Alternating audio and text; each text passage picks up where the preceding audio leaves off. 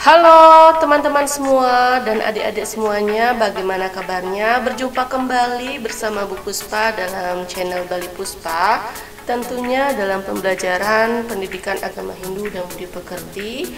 Nah, pada kesempatan kali ini Bu Puspa ingin melanjutkan latihan soal atau kita bahas soal ujian sekolah untuk bagian yang kedua. Ya, baik, sebelumnya ada kalanya kalian silakan subscribe channel ini dulu, nyalakan tanda loncengnya agar selalu mendapatkan notifikasi langsung saat Bali Puspa memberikan video terbaru, memberikan info terbaru terkait proses pembelajaran, soal-soal tentang pembelajaran. Silakan hidupkan tanda loncengnya serta berikan like sebanyak-banyaknya, serta video ini bisa di-share di media sosial kalian. Baik, kita lanjutkan pembahasan soal ujian sekolah pada kelas 6 bagian yang kedua. Nah, di video sebelumnya itu sudah kita bahas soal yaitu 10 soal. Nah, pada kesempatan kali ini kita bahas kembali lagi 10 soal.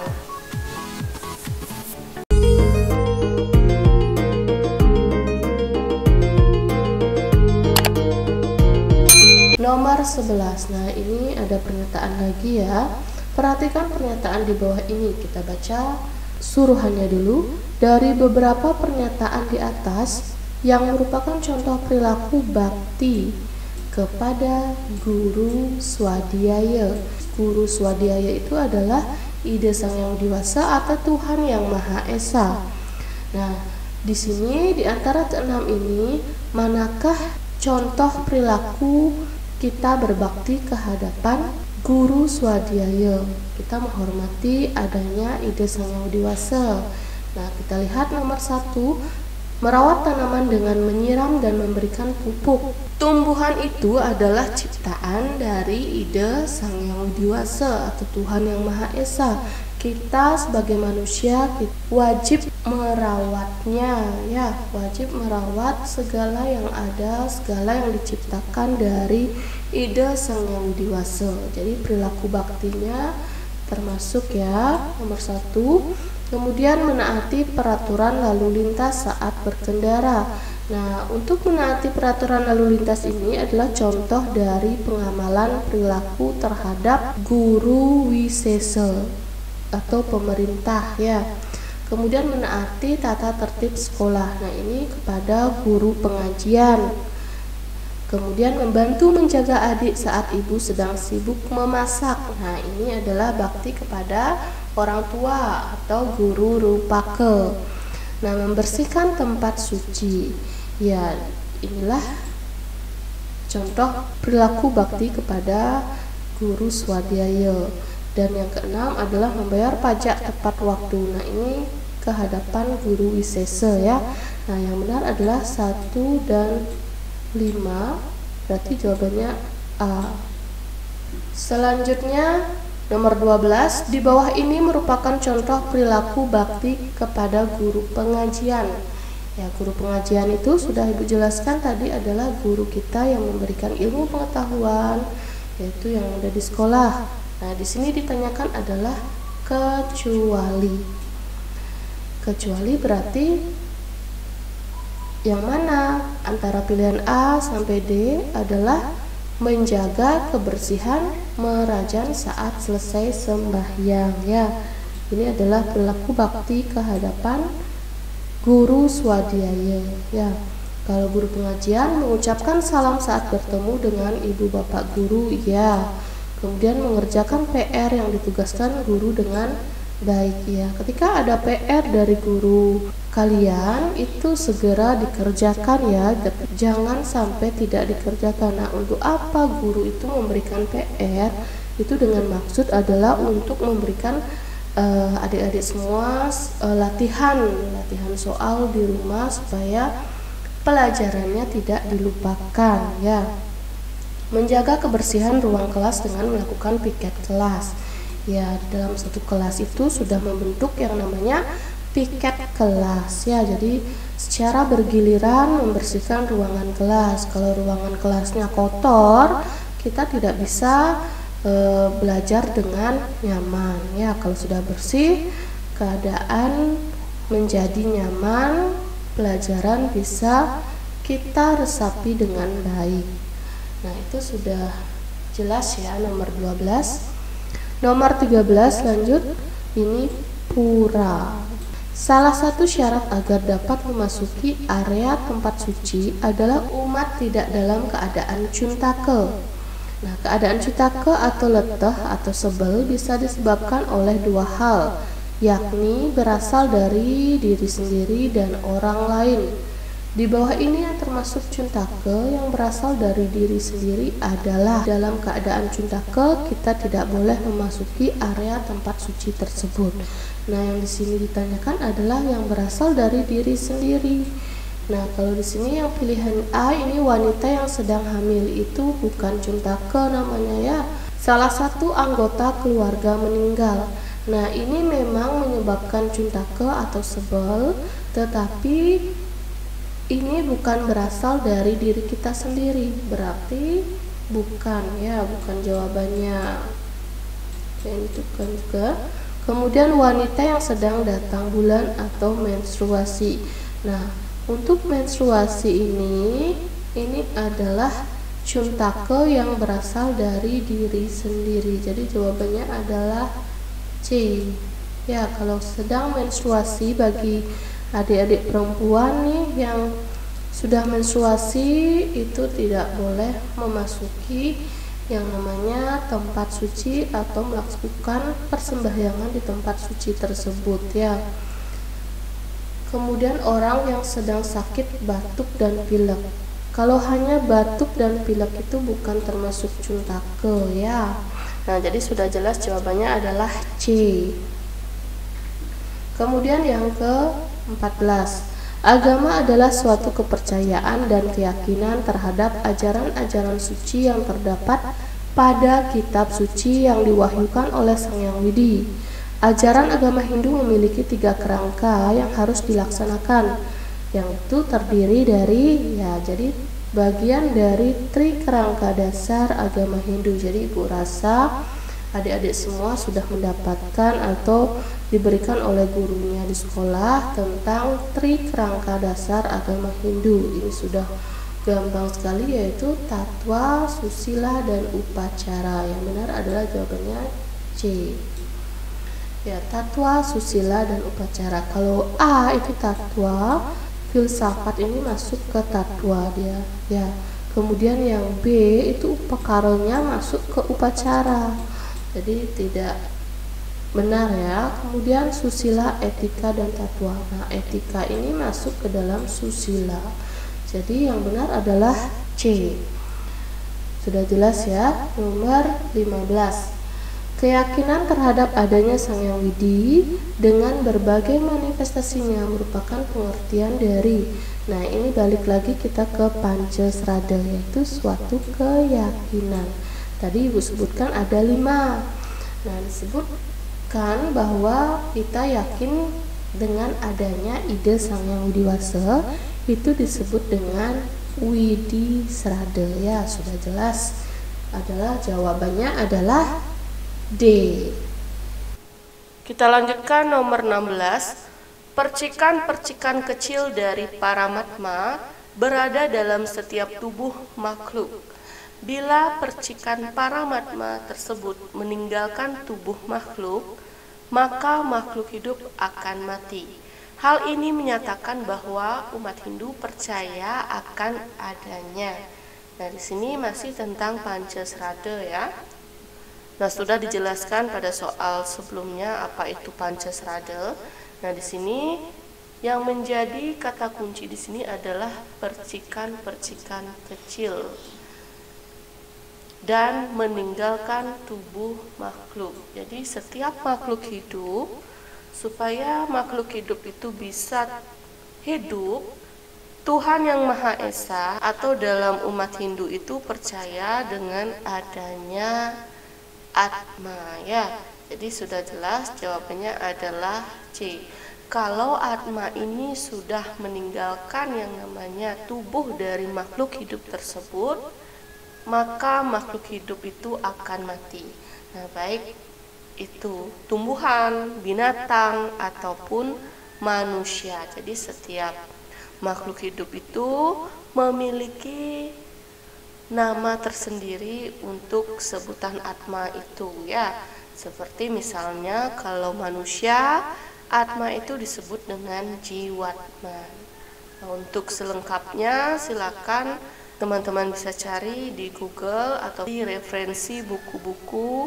Silakan dibaca tentang Atman. Itu ada sifat-sifat Atman yang dijelaskan pada kitab Bhagavad Gita. Itu ada 12 sifat-sifat Atman. Kita lanjutkan nomor 17.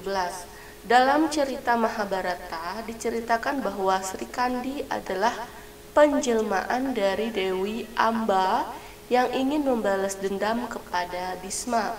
Hal ini merupakan contoh keyakinan akan adanya. Nah, ini masih Pancasrada juga ya. Jadi kalau teman-teman semua, adik-adik semua sering menonton yang namanya Mahabharata. Nah, di sana ada tokoh si Bhisma. Si Bhisma ini adalah kakeknya Panca Pandawa dan Korawa.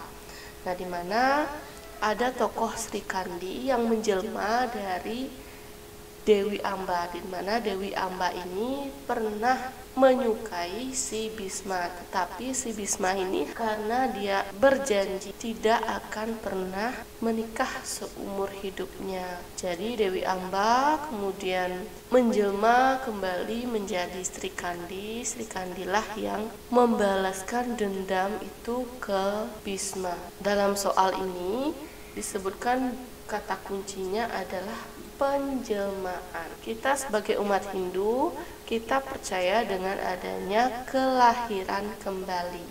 Nah, kelahiran kembali itu disebut dengan Punarbaul. Jadi jawabannya adalah A. Nah, nomor 18, di dalam kitab Bhagavad Gita bab 12 sloka 20 menyatakan yetu dharma martam idam yatoktam paryau pasate sardana mat parama Bhaktaste tiwa me priya. Terjemahannya, aku sangat mencintai orang yang mengikuti jalan bakti yang kekal ini, tekun sepenuhnya dengan keyakinan dan menjadikan aku sebagai tujuan tertinggi. Nah, yang menjadi kata kunci di sini kalau teman-teman dan adik-adik semua tidak paham akan kitab Bhagavad Gita ini, kalian bisa melihat terjemahannya, apa maksud atau apa yang terkandung, ajaran apa yang terkandung dalam sloka ini. Nah, kita lihat di sini adalah jalan bakti. Ada kata kunci jalan bakti. Dalam ajaran umat Hindu, kata jalan ini ada artinya istilahnya marga. Ya, marga itu adalah jalan. Dalam ajaran agama Hindu dikenal dengan ajaran Catur Marga Yoga, yaitu 4 jalan atau 4 cara untuk menghormati dan menuju ke jalannya ide Sang Yang Widi Wasa atau Tuhan Yang Maha Esa. Jadi itulah ajaran umat Hindu untuk mencapai yang namanya atau untuk mencapai persatuan Atman kita ke Brahman.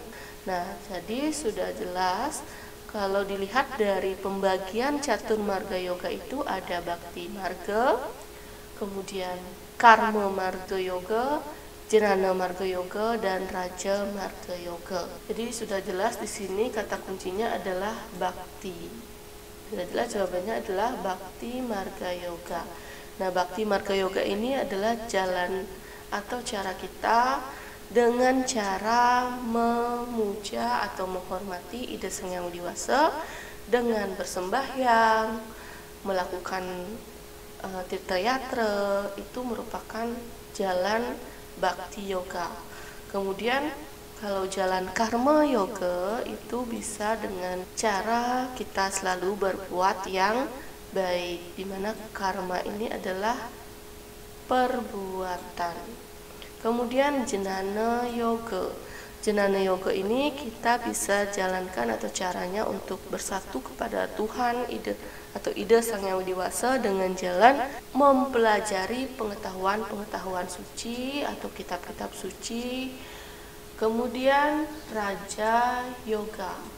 Dengan jalan Raja Yoga ini kita bisa melakukan dengan meditasi atau beryoga atau mengendalikan pikiran kita dengan selalu memusatkan pikiran ke arah yang positif. Nah, itu untuk soal nomor 18 tentang Catur Marga Yoga. Kita lanjutkan nomor 19. Di bawah ini merupakan tokoh dalam cerita Ramayana yang mengamalkan ajaran Tatwamasi kecuali. Nah, diingat nih, di sini ada kata kecuali. Nah, yang perlu kalian ketahui adalah tokoh yang berada di dalam cerita Ramayana. Nah, siapa saja tokoh-tokoh di dalam cerita Ramayana? Kita lihat dalam pilihannya. Ada Sang Rama, Rahwana, Bharata, Laksmana. Nah, semua ini adalah tokoh yang terlibat dalam kisah Ramayana ini. Ya, di sini yang ditanyakan adalah yang mengamalkan ajaran Tatwamasi.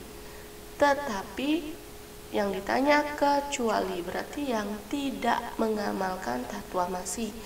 Nah, di sini dalam tokoh Ramayana yang tidak mengamalkan ajaran Tatwamasi ini adalah yang B.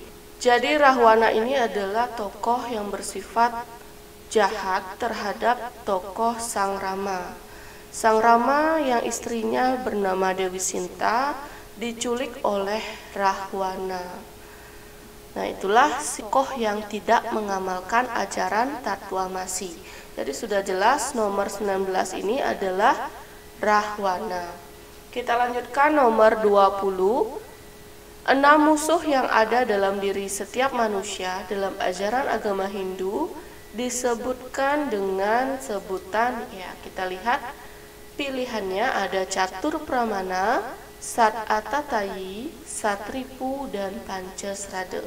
Kalau berbicara dengan musuh, itu artinya dalam kata ripu. Nah, sudah jelas jawabannya adalah C. Nah, di mana Satripu ini adalah 6 musuh yang ada dalam diri kita, yaitu diri manusia. Jadi setiap manusia itu memiliki musuh dalam dirinya sendiri. Apa itu musuh dalam dirinya sendiri? Yaitu ego kita. Nah, ego kita itulah yang harus kita kendalikan. Nah, bagaimana cara mengendalikannya? Dengan mengendalikan pikiran kita terlebih dahulu. Apabila pikiran kita sudah baik, pikiran kita sudah positif, maka apapun yang akan kita lakukan hasilnya akan baik. Nah, ini untuk soal nomor 20 sudah jelas ya.